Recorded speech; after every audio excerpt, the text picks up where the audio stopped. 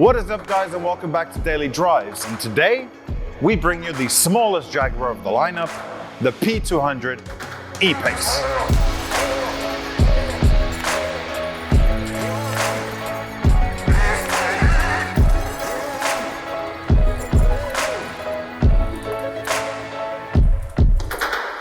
Now, when thinking about Jaguar as a brand, you think about these sleek design cars with big heavy engines and leather interiors and wooden dashboards and the relentless attitude of a big cat.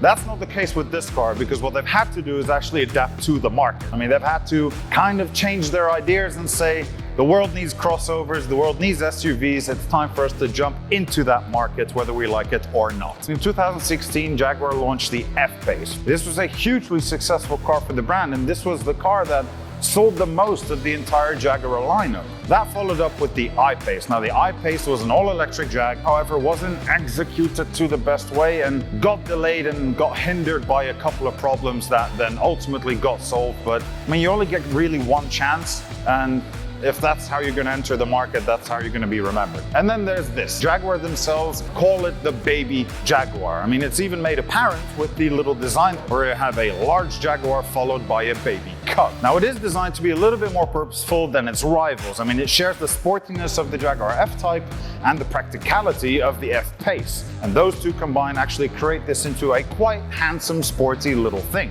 The only downside I can only see from that is that they haven't stuck with the aluminium chassis that Jaguar has always done. They've actually put this car on an Evoque platform, which isn't so much a bad thing, it's just a question of why. Because what they've done is made this car fairly heavy. Now, this is the P200 variant, fitted with the all-wheel drive system. Now, the reason why I emphasize that is that these cars also come with a front-wheel drive option. Engine-wise, this has the 4-cylinder 2-liter engine producing around 200 horsepower and is mounted to a 9-speed automatic gearbox. Now, although it's called the E-Pace, it isn't actually electric. I mean, people are under the impression that E stands for electric or emissions-free or something or other. That's just not the case. Jaguar is planning to produce an electric version in around 2021, but for now, we're stuck with internal combustion. Now, straight away, this is a driver's-oriented car. Everything's kind of pointed towards you, which is really comfortable, and it's actually a nice place to be. You've also got this support bar in place, which is straight out of its F-Type cousin. You've also got the iconic gear changer, which is very prominent in other models as well. Big toggle switches for the AC controls and your Touch Pro system. This car connects to Apple CarPlay and Android Auto. You've got navigation, you've got your phone, and you've got your camera settings. Now, in some other cars, you also have a 360 camera available, which is quite cool, but when it comes down to it, the screen is so small, I just don't know why they didn't make it bigger. The media system at night is not so much a problem.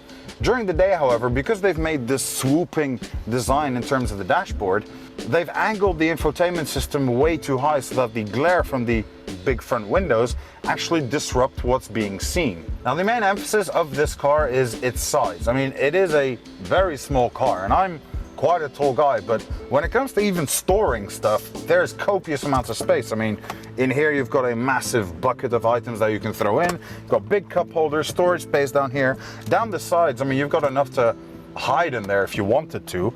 And the same goes for the back. Now, granted, it's not F-Pace big, but I mean, it's not too shabby. I mean, that's my driving position. Obviously, I can't see anything because of the coat hanger, which isn't, again, an option. But I have more than enough space to sit here for a few hours. And granted, the fact that this car also has a panoramic sunroof, I've got more than enough headroom to feel pretty comfortable. Now, when it comes to boot space, Jaguar gives you 577 liters of space. This may be true, but what they don't tell you is that it requires some disassembly. First of all, you have to remove the quite easy bottom tray, so to speak. Then you also have to proceed to remove the top tray, which is right there. Now, once the boot is closed, you are presented with an awful lot of space, which is fine. And it also actually has a very low overhang, so putting stuff in and out is not so much an issue. You can also fold the seats down, which gives you even more space. But I mean, for a small little car, I think this is more than sufficient. Now, back in the front, you are presented with this little button here to my right. You've got the checkered flag, and this is to change your driving modes. This car actually has the dynamic package, which means you can go from comfort to eco to snow and even to sport, which is kind of cool because the dials glow red and makes you feel like you're ready to rumble. So let's ask our trusty co-host what he thinks of this tiny, nippy little Jag. Wow! Come on, move along. I said, baby,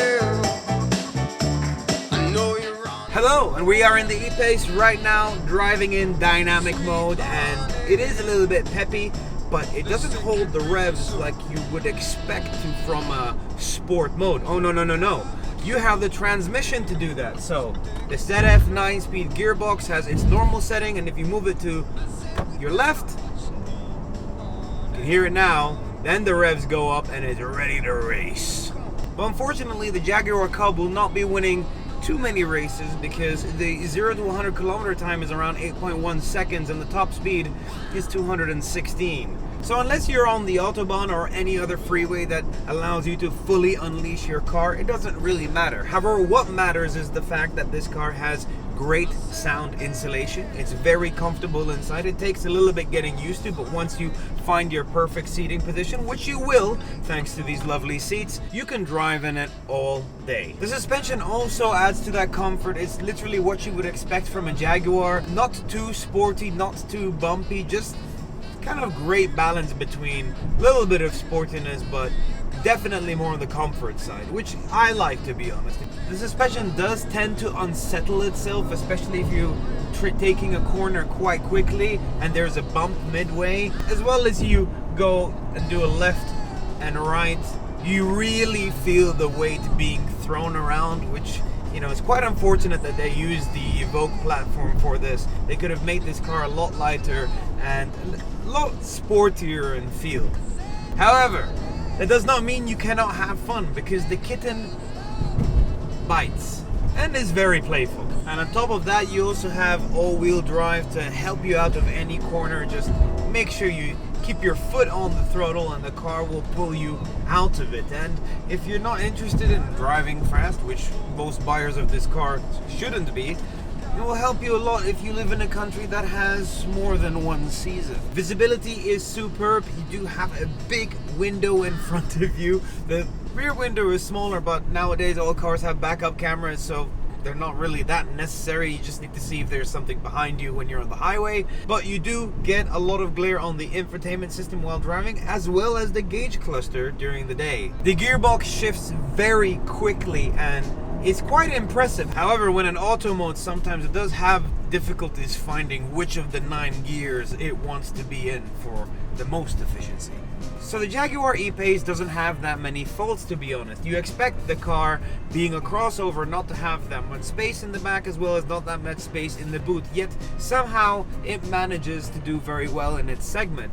On top of that, it costs a bit of money, but you do see where that money is spent. There are a lot of parts here that come from Land Rover and Range Rover, as well as other Jaguars that are a little bit more expensive than this one. Its biggest problem is that I don't think I would buy one in a country where you have big roads like this. There is no necessity to have one unless you're driving through small little areas where you need to duck and dive and swerve around things. You don't really need a small SUV. But if you're looking for a car like that, I think the Jaguar does exceptionally well. And unlike the Renault Megane we reviewed last week, the brakes are not fading. Ooh, that's a lot of sway. Seat's so supportive though.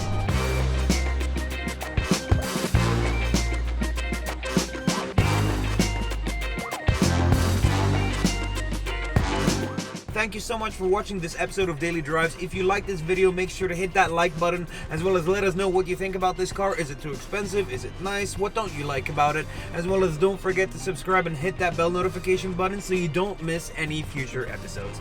Thank you so much. Take care and have a great day.